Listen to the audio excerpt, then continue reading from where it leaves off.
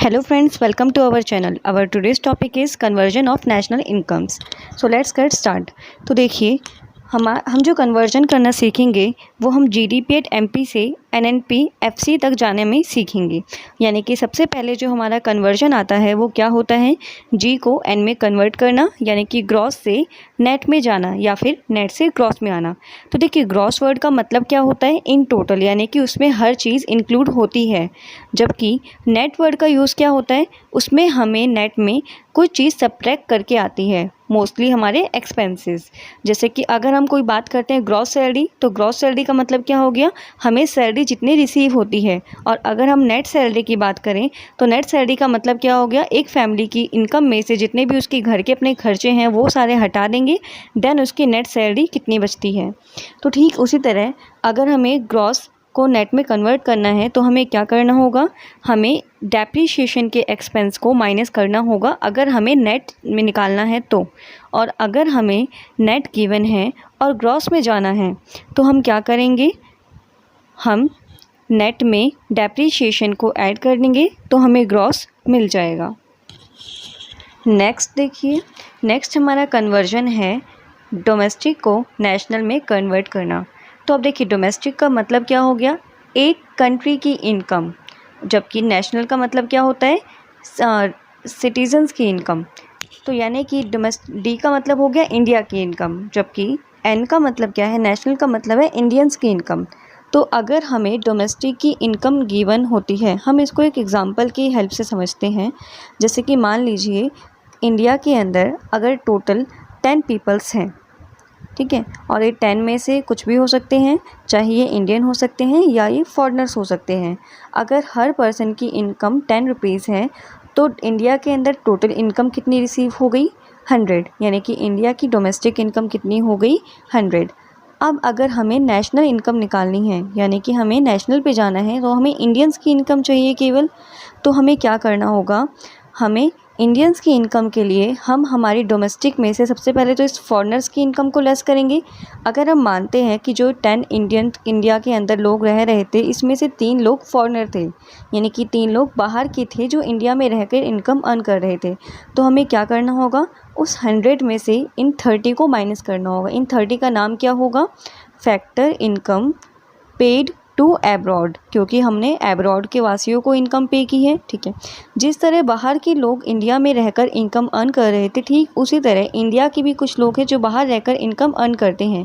तो अगर हमें टोटल इंडियंस की इनकम चाहिए तो हमें उनको भी ऐड करना होगा। अब देखिए हमने डोमेस्टिक इनकम में से फॉरेनर्स की इनकम तो लेस कर दिया, तब भी हमारे पास टोटल इंडियंस लोगों की इनकम नहीं आई।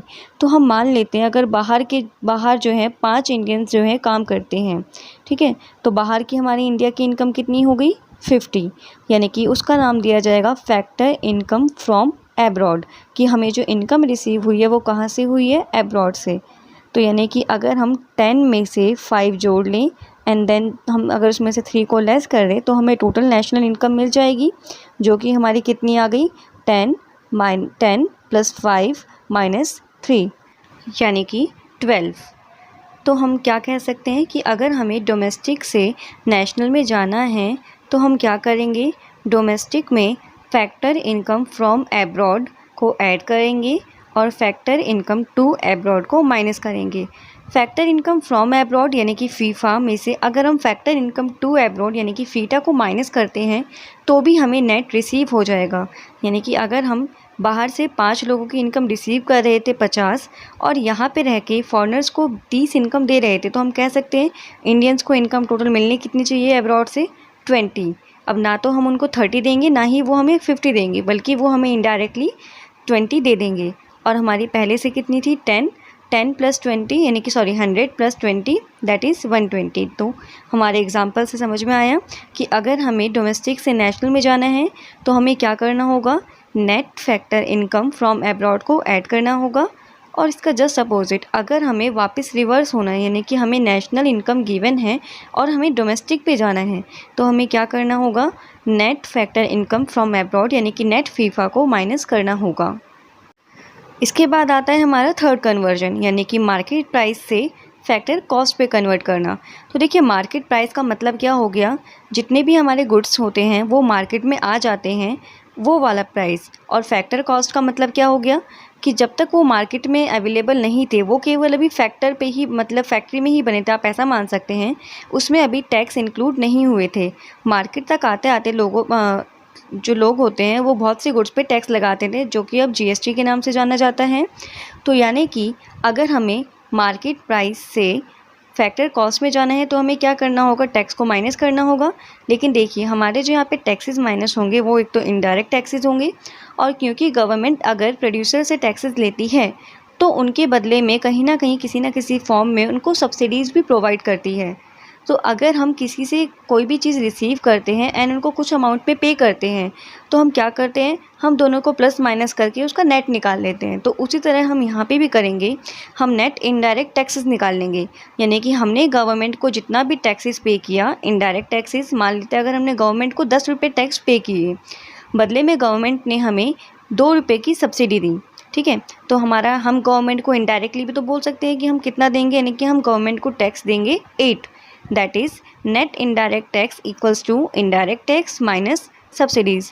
तो अगर हमें मार्केट प्राइस से फैक्ट्री कॉस्ट तक जाना है, यानी कि टैक्स इसमें इंक्लूड नहीं होना चाहिए, वो वाली वैल्यू निकालनी है, फैक्टर कॉस्ट की वैल्यू, तो हम एमपी वाली वैल्यू में से एनआईटी माइनस कर देंगे। और अगर हमें फैक्टर कॉस्ट की वैल्यू गिवन है कि अगर कोई प्रोडक्ट मान लीजिए 50 रुपये का है फैक्टर पे, तो मार्केट तक आते आते उसकी मार्केट प्राइस कितनी हो जाएगी, हम उस 50 रुपये में एनआईटी को ऐड कर देंगे तो हमारा एमपी पे वैल्यू आ जाएगी। एग्जाम्पल से समझते हैं। देखिए ये हमें क्वेश्चन दे रखा है और हमें नेशनल इनकम कैलकुलेट करनी है। तो सबसे पहले हम क्या करेंगे, हमें एनएनपी एट एफसी चाहिए, तो हम जीडीपी एट एमपी को उसमें कन्वर्ट करेंगे। तो देखिए ग्रॉस से नेट में जाने के लिए हमने सीखा था क्या करते हैं, डेप्रिसिएशन माइनस। तो हम 1000 में से डेप्रिसिएशन यानी कि 200 रुपीज़ माइनस कर देंगे। फिर नेक्स्ट स्टेप, हमें डोमेस्टिक को नेशनल में कन्वर्ट करना है, यानी कि हमें इसमें नेट फीफा ऐड करना है। क्योंकि हमें क्वेश्चन में डायरेक्टली नेट फीफा गिवन नहीं है, तो हम इसको ब्रैकेट में सॉल्व कर लेंगे। फीफा माइनस फीटा, हमारा नेट फीफा आ जाएगा, यानी कि 50 माइनस 30। नेक्स्ट स्टेप, अब हमें एमपी को एफसी में कन्वर्ट करना है। तो मार्केट से फैक्ट्री तक जाने के लिए क्या करते हैं, एनआईटी को माइनस करते हैं। क्वेश्चन में हमें एनआईटी भी डायरेक्टली गिवन नहीं है, नेट इनडायरेक्ट टैक्सेस यानी कि, तो हम नेट इनडायरेक्ट टैक्सेस को भी ब्रैकेट में निकाल के सॉल्व करेंगे, यानी कि इनडायरेक्ट टैक्सेस माइनस सब्सिडीज़। जब हम इन सबको सॉल्व करेंगे, यानी कि 1000 माइनस 200 प्लस 20 माइनस 80, तो हमें नेशनल इनकम हमारी मिल जाती है।